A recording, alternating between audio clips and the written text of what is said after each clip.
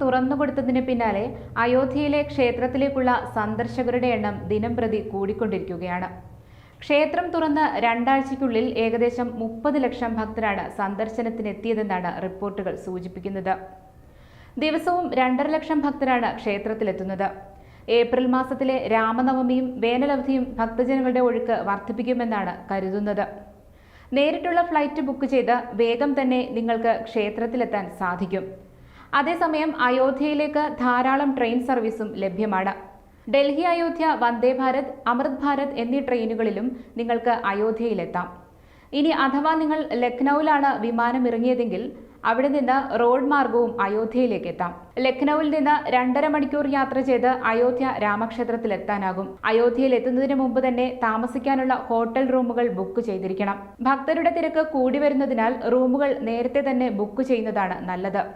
Holy Ayodhya app വഴി home stay book ചെയ്യാൻ സാധിക്കും. തിരക്ക് കണക്കിലെടുത്ത് അയോധ്യയിൽ ഒരു രാത്രി തങ്ങുന്നതാണ് നല്ലത്. രാവിലെ 6:30 ക്ഷേത്രനട തുറക്കുന്നത്. ഉച്ചവരെയാണ് ദർശനം. ഉച്ചയ്ക്ക് 2 മണിക്ക് നട വീണ്ടും തുറക്കും. രാത്രി 10 മണി വരെയാണ് ദർശനം. അതിരാവിലെയുള്ള ദർശനത്തിന് തിരക്ക് കുറവാണ്. അതുകൊണ്ട് അതിരാവിലെ നട തുറക്കുമ്പോൾ തന്നെ ദർശനം നടത്താൻ ശ്രമിക്കുക. ചെരുപ്പ്, മൊബൈൽ ഫോൺ, ഇലക്ട്രോണിക് സാധനങ്ങൾ എന്നിവയൊന്നും തന്നെ ക്ഷേത്ര പരിസരത്തേക്ക് കൊണ്ടുപോകാൻ പാടില്ല. ഇവയെല്ലാം സൂക്ഷിക്കാൻ ക്ഷേത്ര പരിസരത്ത് പ്രത്യേകം സംവിധാനമുണ്ട്.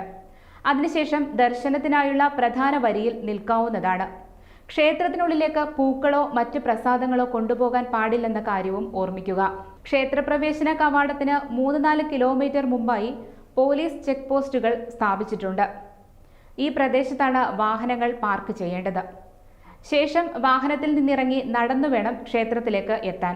ധരംപാത്തിലെയും രാംപാത്തിലെയും തീർത്ഥാടകരെ ക്ഷേത്രത്തിലേക്ക് എത്തിക്കാൻ UP സർക്കാർ ഇലക്ട്രിക് ബസ് സർവീസ് ഏർപ്പെടുത്തിയിട്ടുണ്ട്. ക്ഷേത്രോദ്ഘാടനത്തോടെ ഇവിടേക്കുള്ള വിനോദസഞ്ചാരികളുടെ എണ്ണത്തിലും കാര്യമായ വർധനയാണ് പ്രതീക്ഷിക്കുന്നത്. അതുകൊണ്ട് തന്നെ 3 പ്രവേശന റോഡുകളുടെ വീതികൂട്ടലും വികസനവും പാർക്കിംഗ് സൗകര്യം വർദ്ധിപ്പിക്കാനുള്ള പ്രവർത്തനങ്ങളും നടന്നുവരികയാണ്. ഒരു ദിവസം ഏകദേശം 2.5 ലക്ഷം പേരാണ് ക്ഷേത്ര സന്ദർശനത്തിനായി എത്തുന്നതെന്നാണ് റിപ്പോർട്ടുകൾ. അതുകൊണ്ട് തന്നെ ക്ഷേത്രത്തിലേക്ക് വലിയൊരു ക്യൂ പ്രതീക്ഷിച്ചുകൊണ്ട് വേണം ഭക്തർ ഇവിടേക്ക് എത്താൻ. 1-2 മണിക്കൂർ വരിയിൽ നിൽക്കേണ്ടി വന്നേക്കാം. അതേസമയം ക്യൂവിൽ നിൽക്കുന്ന ഭക്തർക്ക് ഇരിക്കാനും വെള്ളം കുടിക്കാനുമുള്ള സൗകര്യം ഇവിടെ ഏർപ്പാടാക്കിയിട്ടുമുണ്ട്. News desk, channel 91.